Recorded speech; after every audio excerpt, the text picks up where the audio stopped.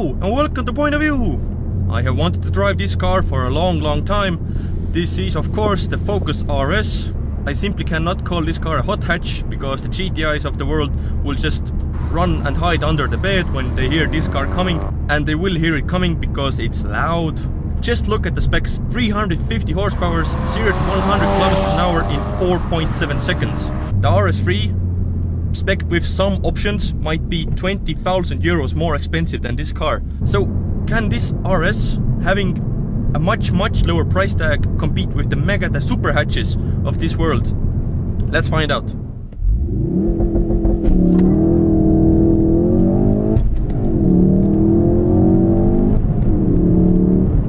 This car takes off like a fly. I gotta do that again. Even if it's like something meters or... Oh my god, this is addictive. Settings, driver assist, launch control activated, first gear, full throttle.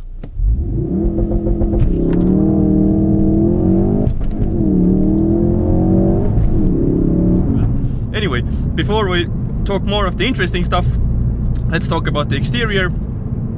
On the outside, this car has the nitrous blue special paintwork.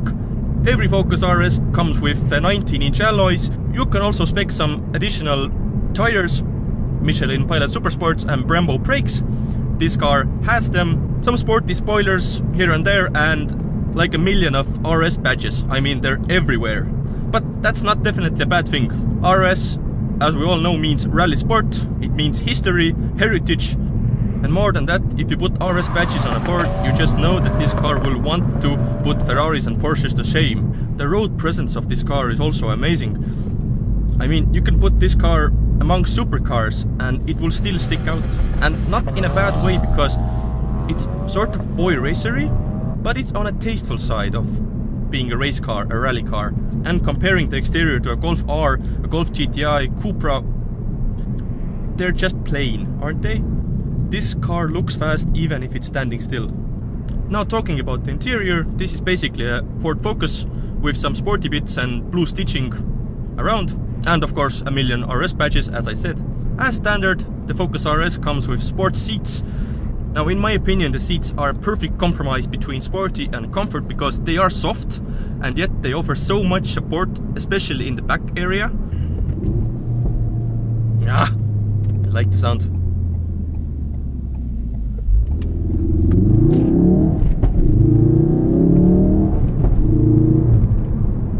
Anyway, the rest of the interior, it's plain, but it's functional. You won't buy this car because of the interior, you buy it because how it drives. And yeah, we'll just forgive the plastic details here and there. As a whole, the materials are good, soft touch plastics. I find that all the buttons are logically laid out. Knobs and switches feel solid enough. The center screen here, this is the Sync 3. The Sync 3 is a big upgrade from the Sync 2.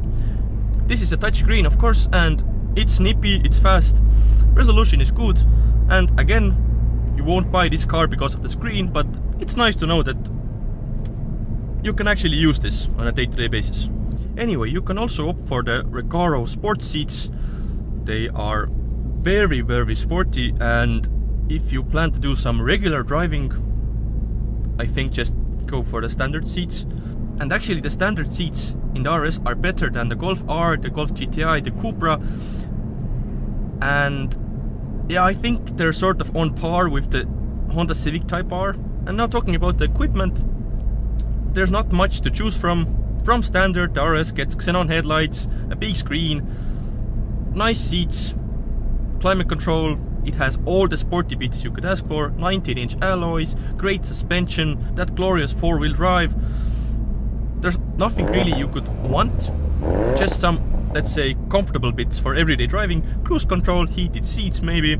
Even if you spec this car up fully, it's not gonna be more than, let's say, 40,000 euros. In Estonia, the base price of this car is roughly 36,000 euros. As it sits right now, it's 38,000 euros.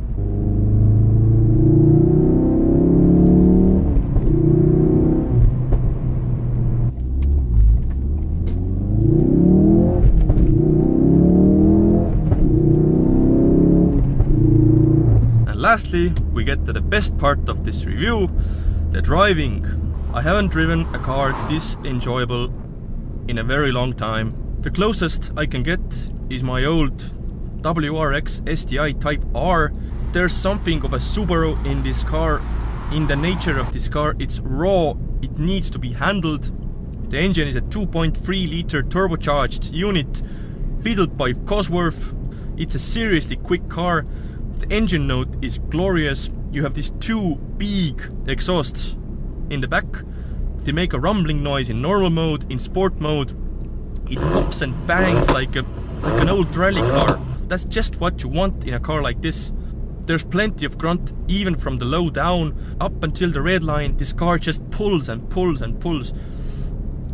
Talking about the gearbox, it's a 6-speed manual, no automatic here, and that's one of the key features of this car, and that's why I think it will be a future classic.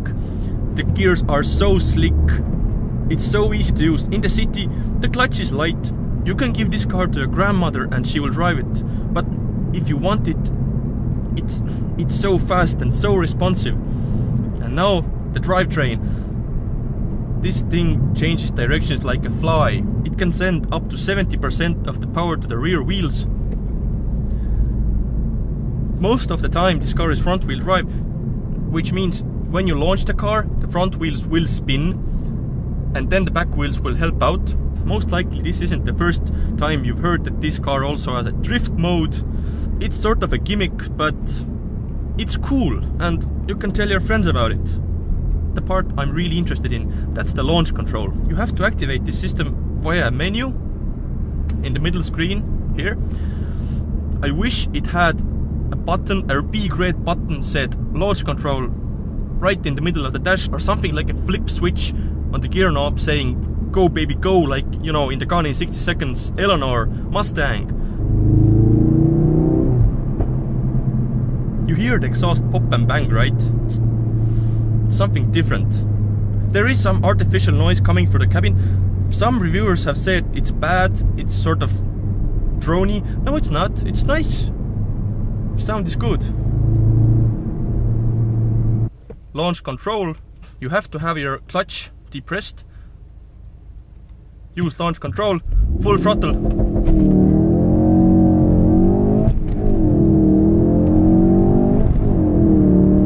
The thing just bullets off the line. It's so fast, it's so responsive, it has so much grip. I can't believe it.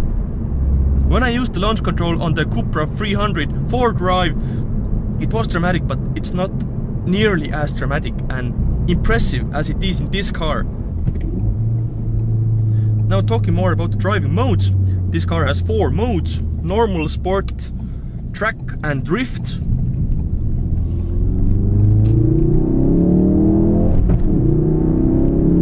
Some people have said that the suspension is too rough, it's unbearable even. Why? Why would you say that? It's a sports car, it's supposed to be stiff. And I know the Golf R can do almost the same things with a much more softer suspension, but the nature of this car is rough and I think it should be.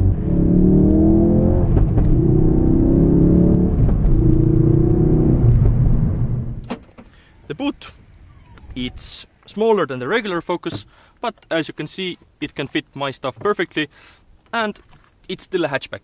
You can carry stuff, you can fold down the seats. Yeah, it's practical. Massive rear wing, RS badges.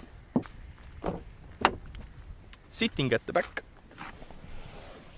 There's not much leg room. If I slouch, it's comfortable, but definitely not a hell of a lot leg room. Plastics here and there, but the seats are really soft. You don't get a handrest, which is a pity, but yeah, it's a sporty place to sit even in the back. Look at the interior as a whole. It is a Ford Focus, but it's a good looking interior, and the seats make a hell of a difference. Now this car does have keyless entry as option, but I wouldn't spec that. As standard, it has keyless start, which means you don't have to put the key anywhere, just depress the clutch. The start button is here. And it fires right up. the rivals, Golf R, Civic Type R and the Cupra also. They're all very different cars. The Golf is civilized, it's usable on an everyday basis. It's subtle and people won't notice it. The Type R, well, it's shouty, it's front wheel drive, it's a completely different animal to this car. The Cupra, it's the cheapest of the bunch, and again, it's a really good car, but it's nothing compared to this as for driving pleasure is concerned. They're all very different cars.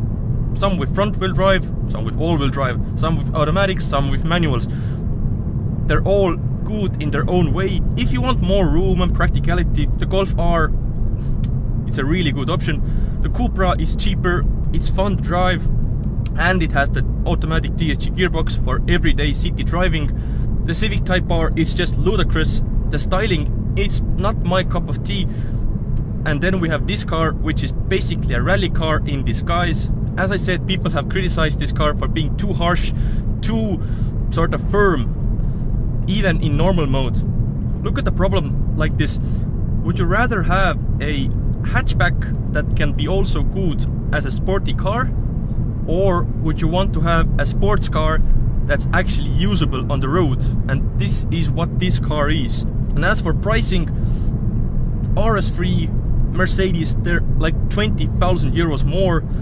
Civic Type R roughly in the same ballpark, but Golf R is also more expensive, so price-wise it's also a good buy. I can almost guarantee that this car will also be a future classic. The prices have held up really well in the used car market, so don't look at it as an expensive hatchback, look at it as an investment. Sure, you'll lose some money in the years to come, but you'll have so much fun losing the money. So what do I think about the Focus RS? It's the most interesting car I've driven in a while. It gives you so much driving pleasure. Look past the cheap Focus interior and just enjoy the sound, the purity of the drive. Sure, this car isn't for everybody, but Ford fortunately has listened to the petrol heads and made a car for drivers, and I applaud them for that. I can't say anything more about this car. I love it. Thank you for watching. Subscribe, let me know what you think. And yeah, see you again guys, bye!